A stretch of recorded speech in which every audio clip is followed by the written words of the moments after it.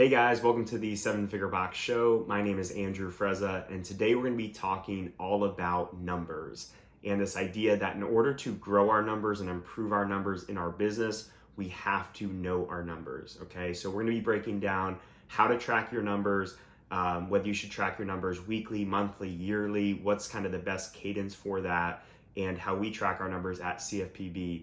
And before we get into it, I want to just share a quick story with you guys about the importance of tracking numbers. And it's kind of an embarrassing story now that I'm thinking about saying this out loud, but I think it will give you guys the point of how important it is to track your numbers and make decisions based off of those numbers. But basically it was about a year into owning CrossFit Palm Beach back in 2013, early 2014.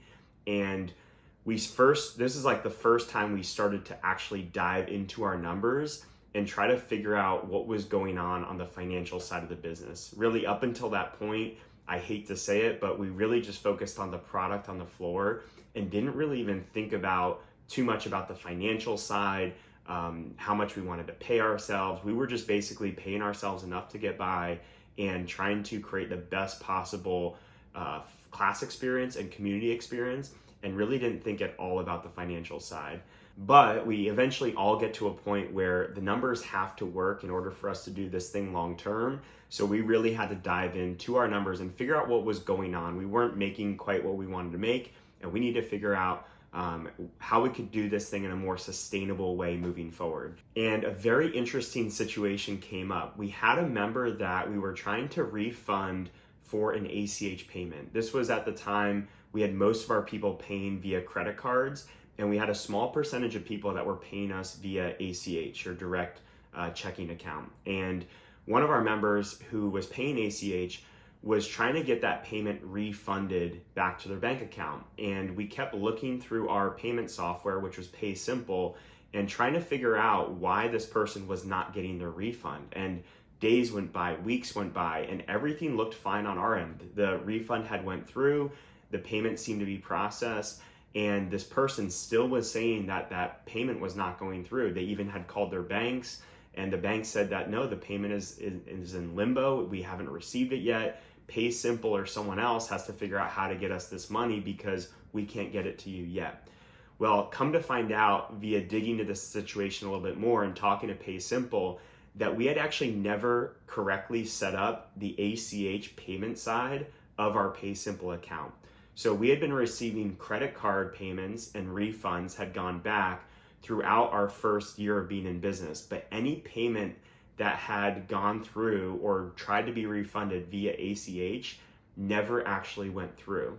Okay, so it sat in this like limbo or escrow account waiting for us to fully set up our ACH payment gateway via Pay Simple. So what we came to find out is once we did set it up, this person got their refund, and we had thousands of dollars that was just sitting there with Pay Simple that we had never received, money that we had no idea was there. And as embarrassing as it is to share that story, it's just one of many situations that we've faced over the last 7 years where tracking our numbers showed us and revealed to us where we were losing money. We've had members that were getting free memberships for months at a time because we tried to give them a free month once, but that discount stuck recurring for multiple months at a time. We've had people that were on hold still while they were attending classes for weeks or months at a time because we had never done the due diligence on our end. We've had to raise rates because we had people that were paying $3 to $4 per class on average when other members were paying $15 to $20 per class. So all these things allow you to kind of audit your numbers and see where that money is coming from, where it's going. And I can't recommend enough to you guys to start tracking your numbers regularly. One of the best benefits that we got from starting with a business coach back in 2017 was having someone that kept us accountable to tracking our numbers every single month. And it also helped to have someone that would help review those numbers with us, but just the act of getting those numbers down will allow you guys to make better decisions moving forward. If you're a gym owner out there and you're not currently tracking your numbers, honestly, you just have to start doing it. Find someone else to keep you accountable to it, put it in your calendar, figure out a way to hold yourself accountable to it. And if you can't hold yourself accountable to it, it's probably a good sign that you need a business coach, someone that's going to hold you accountable, tell you which numbers to track. And there's probably many other areas of your business where you could use that accountability. And the numbers is just one instance of you needing that follow through and accountability. So how often should you track your numbers, and what numbers should you track? And I really feel like the ideal cadence for tracking your numbers is on a monthly basis, okay? It's what we've been doing for the last several years. We've since added weekly numbers as well, which we'll talk about in a little bit. But monthly numbers is where I want all of you guys to start if you're not already doing it. And it's going to get you 95% of the way there for most of the metrics that you want to track, okay? So some of the key numbers that we track, we start with our membership numbers. So we look at our CrossFit total members, our Beach Fit total members. We start with all of our recurring memberships. We try to separate that because that's something that we can count on month after month after month, okay? We also do the same thing for revenue. We track our recurring revenue first because we want to see what is that subscription revenue that we can count on every single month.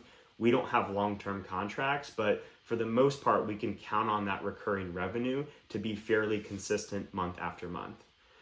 From there, we look at any miscellaneous memberships that we have. So for us, that's things like kids and teens memberships, it's our staff memberships, it's memberships that are currently on hold, it's memberships for our fundamentals program, our 40 days to fit, and our Beach Fit to CrossFit transitions. We like to keep those separate, but we still want to know those numbers. It could also include punch cards that don't recur every single month. It's good to know where you stand in those categories. Even something like staff memberships, it doesn't seem like something that you need to track, but I would highly recommend tracking that because as your staff grows, you're going to see that number grow and it's become a bigger percentage of the memberships that you have. And we have a limited space in our gym, so we want to know where all of our memberships are going and where all of our attendance is coming from. We also want to know what is our sign-up rate and what is our cancellation rate. So we look at things like new leads, we look at new members added, we look at members that have canceled over the last month, and then we can use those numbers to create things like our monthly retention rate or attrition rate. We can look at our conversion rate from new leads to new members.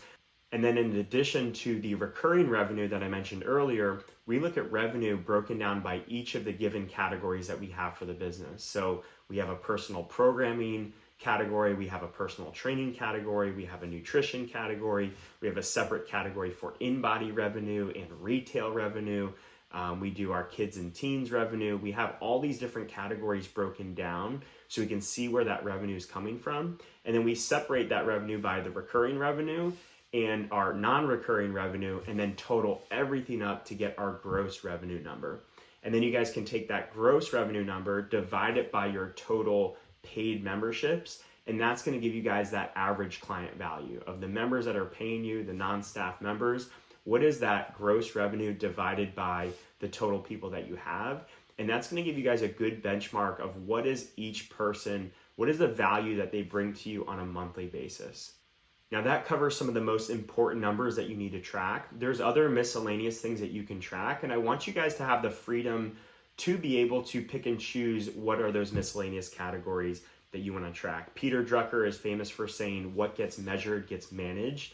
So really anything that you throw into this monthly tracking, you're more likely to improve that just by seeing that number every month.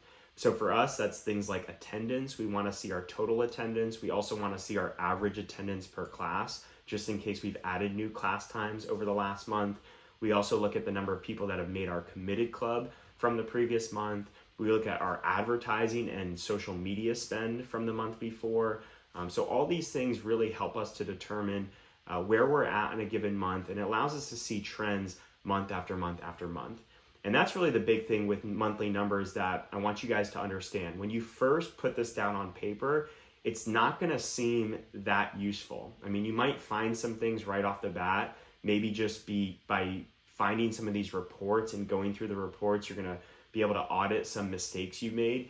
But the magic of monthly numbers comes once you have trends. It comes once you have multiple months in front of you to look at and you can see trends.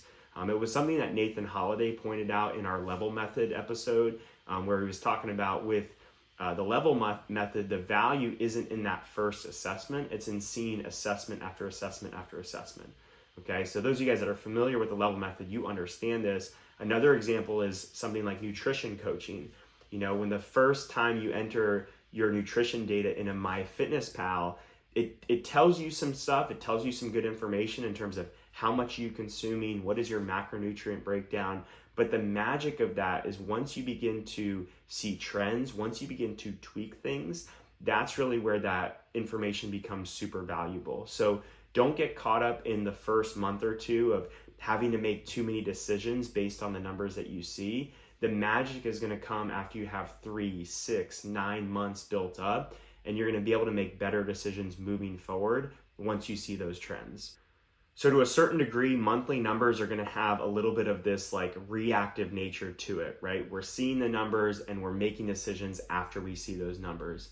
So one thing I want you guys to consider is, one, how can I get numbers in that monthly tracking that's going to allow me to be more proactive?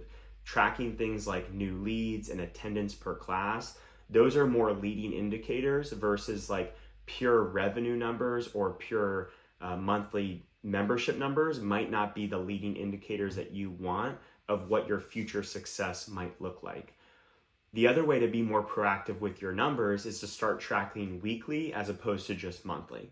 And I do believe that monthly is the holy grail of tracking. And I would recommend that if you have not been tracking for at least a year, you have not been tracking monthly for at least a year and reviewing those numbers every month, I would not bother with weekly. But if you're someone who's already established, you've already been doing monthly numbers, then you may want to think about going weekly. It was something that I was really encouraged to do from my conversation with Chris Thorndike of Factory Forge. He's tracking all his numbers weekly. He does a lot of his tracking with his clients that he coaches on a weekly basis so he can help them more proactively. And weekly, we can track slightly different numbers that might be able to tell a better story. So a couple numbers you may want to consider tracking in your weekly numbers is things like your social media output. How many posts are you putting up? How many stories are you putting up? What does your engagement look like or interactions look like on your social media side? How many new leads have you gotten? How many intros have you performed over the last week? How many people have tried a free class?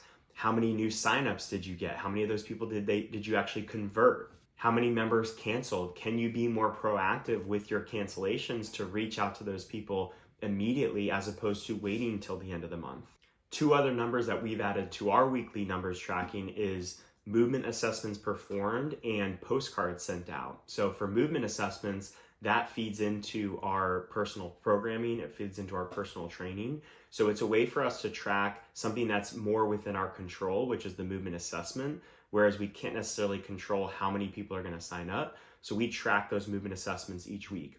We do the same thing with postcards. That is a nice touch point for us to reach out to members and make sure that we're going above and beyond to create these magic moments for people. So we want to track those postcards that we're sending out each week and encourage ourselves to send more of those. So those are the big weekly numbers that we track. Again, weekly numbers is something that we've just recently started doing. We've only done it for a few months. I don't think that it's necessary for everybody. And I still find myself getting more decision-making power from looking at those monthly numbers as opposed to the weekly numbers. So it's a nice bonus. It's a nice to have, but make sure you guys are doing those monthly numbers first and foremost. And in order to keep yourself on track and make sure this process is as seamless as possible, I have a couple quick recommendations. So first and foremost is get that recurring reminder in your calendar each and every month, okay? It should show up on your phone, it should show up on your calendar as an appointment, but every first of the month, you should have that reminder show up to say to do the numbers from the previous month. It's important for us, actually. It may not be important for you depending on how you're doing your reporting, but it's important for us that we actually do it on the first of the month every month, because some of the numbers that we're tracking, like total memberships, is a current snapshot. It's not an average from the previous month, it's a current snapshot. So we always try to make sure that that's happening on the first of the month every single month. Another thing that I would highly recommend doing is save any reports that you're going to be using month after month after month. Okay, so we use Zen Planner for our reporting and tracking. And in Zen Planner, they have really good reporting, really detailed reporting, but it can be just spread out all over the place. So we have a finances category, we have an operations category, We have all these different categories that these reports exist in, and you feel like you're jumping around and doing a lot of tedious work to find all these different reports that you would be using for your monthly numbers. So what we did is we created a separate folder in Zen Planner that has all of our monthly number reports. So all we have to do is click down each one and get the data out of each one. So it becomes a super simple process for us to track those monthly numbers each month. And it's become so simple and so streamlined that now I've been able to delegate that to my front desk manager, and she's able to do those numbers for me each and every month. And I just have to review them and make decisions based off of them. So that's really all I wanted to cover with you guys today. I know monthly numbers and weekly numbers is not the sexiest of subjects, but it really is one of the most important things that you can do and implement into your business. If you want to see some visual examples of what this will look like, I have some templates available at sevenfigurebox.com/numbers. Again, that's sevenfigurebox.com/numbers. The link will be below on the YouTube video. And at that page, I'll have some templates that you guys can download to fill out, to track your weekly and monthly numbers in all the categories that we use to track ours. So if you guys have any questions, feel free to leave me a comment below or email me at andrew@crossfitpalmbeach.com. And if you're watching the video version and you enjoyed the video and got value out of it, please like the video, please subscribe to the channel. It really means a lot and really helps me to reach more people. Have a great day, guys.